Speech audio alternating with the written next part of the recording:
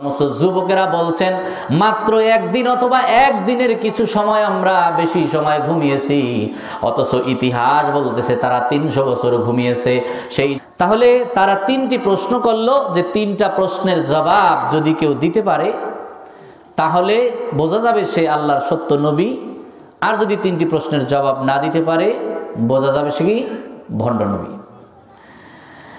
1 number প্রশ্ন হলো, প্রাচীন কালে হাজার হাজার বছর আগে কয়েকজন যুবক তাদের ঈমান, আমল, আকীদা, বিশ্বাস রক্ষা করার জন্য তারা পালিয়ে গিয়ে একটা গুহার ভিতরে আশ্রয় নিয়েছিল, যাদেরকে আসহাবে কাহাফ বলা হয়। নবী আগমনের হাজার হাজার বছর আগের ঘটনা। মুহাম্মদ তুমি বলো তো সেই ঘটনাটা কি? 2 নাম্বার প্রশ্ন হলো, এই 2 নাম্বার প্রশ্নটি নিয়ে মতভেদ আছে। কেউ বলেছেন যে 2 নাম্বার প্রশ্নটি ছিল রূহ কি জিনিস, আমাদের যে রূহ বেরিয়ে যায় না, এই রূহ কি জিনিস। আর কোরআন থেকে ইশারা ইঙ্গিত পাওয়া যায় না যে 2 নাম্বার প্রশ্নটি হলো হযরতে মূসা আলাইহিস সালাম এবং খিজির আলাইহিস সালামের একটি ঘটনা এই সূরা কাহাফে বিস্তারিত বর্ণনা হয়েছে। 2 নাম্বার প্রশ্নটি ছিল যে মূসা এবং খিজিরের ঘটনাটা কি।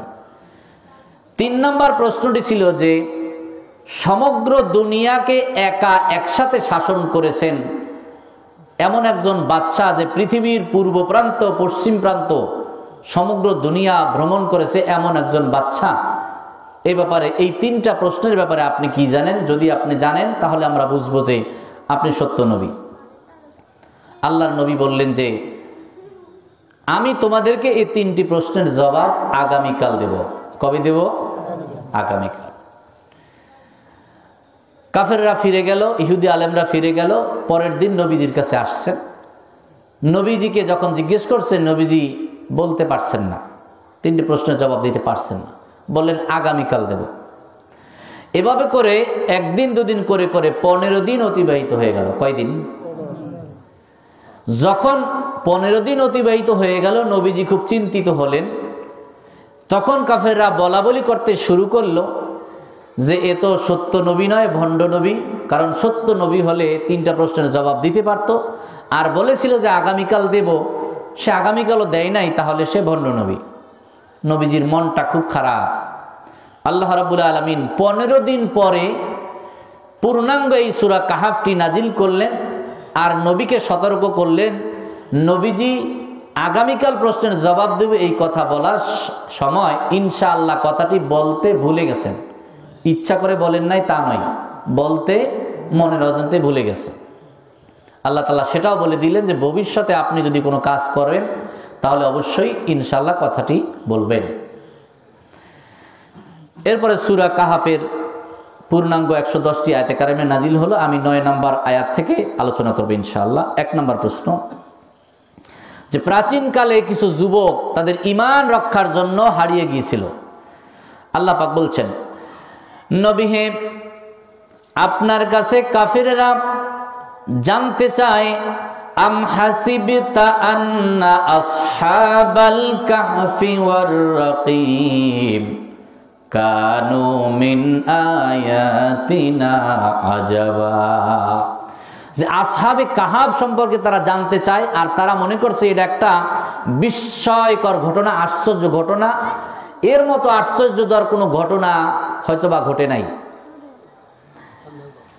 আসহাবে কাহাফের ঘটনা হাদিস এবং তাফসিরে এভাবে বর্ণনা করা হয়েছে। বর্তমান ইতালির রাজধানী রোম, এই রোমের সম্রাট ছিল সম্রাট দাকায়নুস। নাম কি? মনে রাখেন, খুব কাজে লাগবে। সম্রাট দাকায়নুস নামের একজন জালিম বাদশা ছিল। সে নিজে ছিল মূর্তি পূজক এবং অন্য মানুষদেরকে, দেশের সকল জনগণকে মূর্তি পূজা করতে বাধ্য করত। নিজেও করত, অন্যদেরকে মূর্তি পূজা করতে বাধ্য করত। যে ব্যক্তি মূর্তি পূজা করত না তাকে গ্রেফতার করে এনে কয়েকদিন সময় দিত। যদি সে ফিরে না আসতো তাহলে তাকে জবাহ করত, ফাঁসি দিত। তারপরে তাদের মাথাগুলি কেটে শহরের প্রধান প্রধান গেটে ঝুলিয়ে রাখতো, যাতে করে মানুষেরা ভয়েও মূর্তির নামে পশু কুরবানি করে, মূর্তি পূজা করে, আল্লাহর উপর ঈমান ছেড়ে দেয়। আমরা বলি নাউজুবিল্লাহ।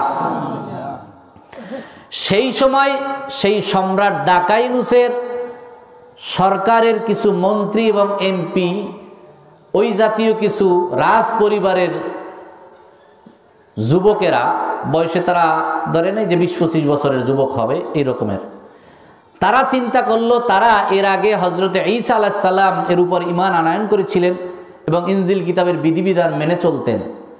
তারা চিন্তা করলেন যে আমরা কোনো ক্রমেই এই রাজা বাদশার এই ভয়ের কারণে, অত্যাচার নির্যাতনের কারণে আমরা ঈমানকে ছেড়ে দিতে পারি না।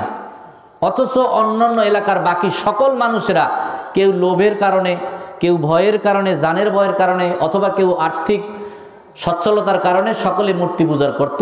কিন্তু মাত্র 7 জন যুবক তারা মনে করলো যে না, আমরা কোনো অবস্থাতে এই বাচ্চাকে খুশি করার জন্য আমরা আল্লাহকে অখুশি করতে পারি না। সুবহানাল্লাহ বলি। তখন এই রাজপরিবারের 7 জন যুবক তারা তাদের পিতাদের ঘরের থেকে কিছু টাকা পয়সা নিয়ে সঙ্গে সাথে নিয়ে গেল, যেহেতু অনেক দূর যেতে হবে, সেখানে খাওয়া দাওয়া লাগবে, কিছু টাকা পয়সা সদকা করে, দান সদকা করে দিয়ে বাকি টাকা নিয়ে তারা রওনা হয়েছে। রওনা হয়ে অনেক দূর যাওয়ার পরে আরেকজন রাখালের সাথে দেখা। রাখালও ছিল ইমানদার এবং রাখালের সাথে ছিল একটি কুকুর। তখন এই রাখাল সহ হলো 8 জন। আগে ছিল কয়জন? 7 জন। এখন হলো কয়জন? 8 জন। এরপরে ওই রাখালের সাথে কুকুর ছিল, কুকুরটাও যাওয়া শুরু করছে। এমন সময় কুকুরটাকে তাড়িয়ে দেওয়ার জন্য অনেক চেষ্টা যুবকেরা করছে। শেষ পর্যন্ত আল্লাহ রাব্বুল আলামিন এই কুকুরটির জবান খুলে দিয়েছে। আর যুবক বলে, তখন কুকুরটি বলেছে, হে যুবকেরা, আল্লাহর বান্দারা, তোমরা আমাকে তাড়িয়ে দিও না, তোমরা যেখানে আশ্রয় নিয়ে যেখানে থাকবে আমি তোমাদের পাহারাদারের কাজ করব। সুবহানাল্লাহ। কয়েকজন যুবক নিজেদের ঈমান আমল বাঁচানোর জন্যই পরামর্শ করলো। এমন সময় সম্রাট দাকাইনুস জালিম বাদশার পুলিশ খবর পেয়ে তাদেরকে গ্রেফতার করে নিয়ে আসলো। এসে তাদেরকে বলল, তোমাদের টাকা পয়সা যা আছে, স্বর্ণ গহনা যা কিছু আছে জমা দাও। জমা নেওয়া হলো। আর বলা হলো, তোমরা আল্লাহর উপর থেকে ঈমান ছেড়ে দিবে কিনা, প্রত্যাহার করবে কিনা, আর এই যে মূর্তির নামে পশু জব করবে, মূর্তিকে প্রণাম করবে। যুবকেরা সুস্পষ্টভাবে জানিয়ে দিল, আপনি যদি আমাদেরকে মেরেও ফেলান তাহলে এর বিনিময়েও আমরা মরতে রাজি আছি, শহীদ হতে রাজি আছি, কোন কর্মে আমরা মূর্তি পূজা করব না। সুবহানাল্লাহ। সম্রাট দাকানুস বললেন যে তোমরা তো যুবক মানুষ, তোমাদের জ্ঞানের পরিপক্কতা আসে না, তোমাদেরকে আমি 3 দিন সময় দিলাম। এই 3 দিনের মাঝে তোমরা চিন্তা ভাবনা করে দেখো যে নিজের জীবনটা খরচ করবা, জীবনটা শেষ করে দিবা, নাকি এই যে মূর্তি পূজা করবা। সম্রাট দাকানুস অন্য জায়গায় চলে গেল। তখন এই যুবকেরা পরামর্শ করলো যে আমরা এই বাচ্চাকে খুশি করার জন্য আল্লাহকে অখুশি করতে পারি না, তাই সে যেহেতু এসে আমাদের উপরে জুলুম অত্যাচার করবে, আমরা সেটা সহ্য করতে নাও পারতে পারি, সেই জন্য চলো আমরা এখান থেকে পালিয়ে কোথাও যাব। তারা পরামর্শ করে একটা বিশাল একটা পাহাড়ের গুহার ভিতরে, গর্তের ভিতরে তারা ঢুকলো। সেখানে ঢুকে নামাজ, রোজা, তাসবিহ, তাহলিল, জিকির, আজকার করতেছিল। কথাবার্তা বলার এক পর্যায়ে তাদের সকলের চোখে আল্লাহ তাআলা ঘুম দিয়ে দিলেন। সুবহানাল্লাহ বলি। এমন ঘুমাইছে, ইতিহাসের মধ্যে আমি অনেকগুলি তাফসির গবেষণা করেছি, এর মধ্যে দেখলাম কোন তাফসিরে বলেছেন যে তারা একটানা 196 বছর ঘুমাইছেন। সুবহানাল্লাহ বলেন। আবার কেউ কেউ বলছে, যেটা কোরআনের ভাষায় আসছে, যে কেউ মনে করছে যে তারা 300 বছর অথবা 309 বছর ঘুমাইছে।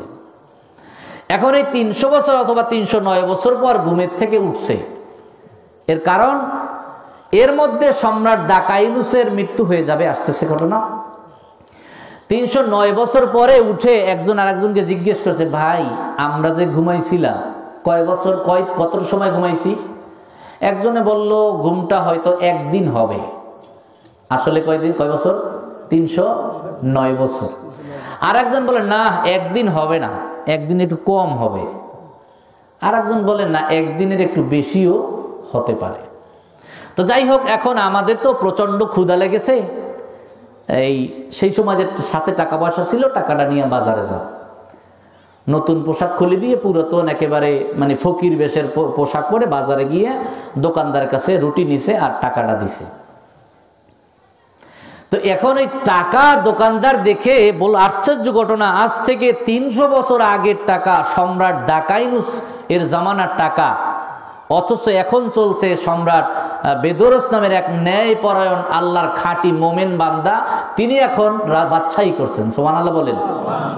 আর এই যুবকেরা ঘুম দিছিল সম্রাট ডাকাইনুসের সময়, জালেমের সময়, আর উঠছে ন্যায়পরায়ণ ইমানদার বাদশার সময়। সুবহানাল্লাহ বলেন। তখন তাদেরকে বলল, তোমরা কি কোনো গুপ্তধন পাইছো? মাটির নিচে কোনো গুপ্তধন পাইছো, সম্পদ? বলছে না, আমরা তো এই যে কালকে ঘুমাইছি, ঘুম থেকে ওইটা ক্ষুধা লাগছে, আমরা আসছি এই বাজারে কেনার জন্য, রুটি বা খাবার কেনার জন্য। বলছে না, এটা তো 300 বছর আগের ঘটনা, হয়তো তোমরা চুরি করছো অথবা গুপ্তধন পাইছো। এখন এই যুবক যে এত বলছে যে আমরা গতদিন ঘুমাইছি, এখন নিয়ে আসছে, এটা বিশ্বাস করে না। আর বিশ্বাস করার কথাও নাই। যুবকদের কথা আর টাকার ইসে মিলে না। সেই জন্য তাদের, ঠিক আছে তাহলে তুমি কোথায় থাকো, কোথায় ঘুমাইছো, চলো সেখানে। এদিকে সম্রাট বেদরস নামের আল্লাহর এই ওলি, আল্লাহর এই বান্দা বাদশাহ, তার জমানায় দেখা দিয়েছে যে কিয়ামত হবে কি হবে না। কেউ কেউ বলে যে কিয়ামত হবে, কেউ বলে কিয়ামত আদৌ হবে না, আবার কেউ বলে যে কিয়ামতের সময় উঠতে হবে সশরীরে, আর কেউ বলে যে না, রুহানি ভাবে উঠবো, আমরা সশরীরে উঠবো না। সেই সময় আল্লাহর ওলি ইমানদার বাদশা সম্রাট বেদরস আল্লাহ রাব্বুল আলামিনের কাছে দরখাস্ত করলেন, রব্বুল আলামিন, মানুষেরা কিয়ামত নিয়ে তারা সন্দেহ পোষণ করে, সুতরাং আপনি এমন একটা আশ্চর্য ধরনের ঘটনা দেখান, যেই ঘটনা দেখার পরে মানুষের মনে কিয়ামত সম্পর্কে কোনো প্রশ্ন থাকবে না, সবাই বিশ্বাস করবে কিয়ামত আছে, কিয়ামতের দিন আমাদেরকে উঠতে হবে, সকলকে এই স্ব বডি নিয়ে উঠতে হবে, আল্লাহর দরবারে হিসাব কিতাব করতে হবে। নেক আমল যদি হয়, আমলদার হয়, জান্নাতে চলে যাবে, কাফের হলে কোথায় যাবে? এই দোয়া আল্লাহ রাব্বুল আলামিন মঞ্জুর করে নিলেন। 300 বছর পরে যুবকেরা ঘুমের থেকে জাগ্রত হলো, সেই সম্রাট বেদরসের সাথে দেখা হলো।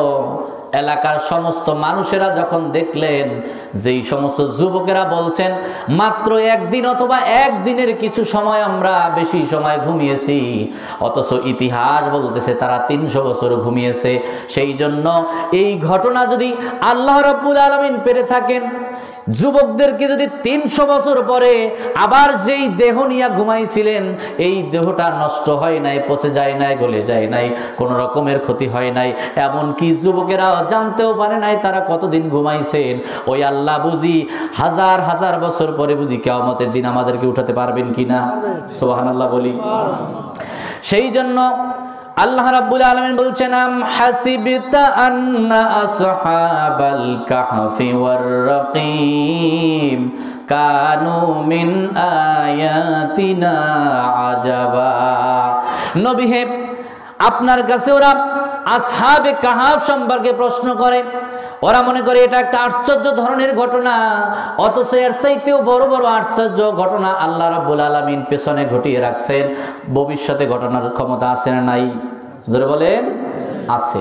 তাহলে এই হলো 1 নাম্বার প্রশ্ন, যে আসহাবের ঘটনাটা কি, যেটা নবী আগমনের হাজার হাজার বছর আগে ঘটেছিল, আর নবী কোরআনের আয়াত পেয়ে কোরআন পড়ে পড়ে তাদেরকে বিস্তারিত এই ঘটনাটা পড়ে শোনালেন। জোরে বলেন সুবহানাল্লাহ। ঘটনা আর অনেক বড়, আমি আপনাদের সংক্ষেপ করে বলেছি যেহেতু আমার সময় কম। আমি চলে যাব 2 নাম্বার প্রশ্নে। কয়টা প্রশ্নের কথা বলছিলাম? 3টা প্রশ্ন। এই 3টা প্রশ্নের জবাব যদি দিতে পারে তাহলে ওদের থিওরি অনুযায়ী সত্য নবী, আর না দিতে পারলে ভণ্ড নবী। 1 নাম্বার প্রশ্নের জবাব পাওয়া গেছে না? 2 নাম্বার প্রশ্ন। 2 নাম্বার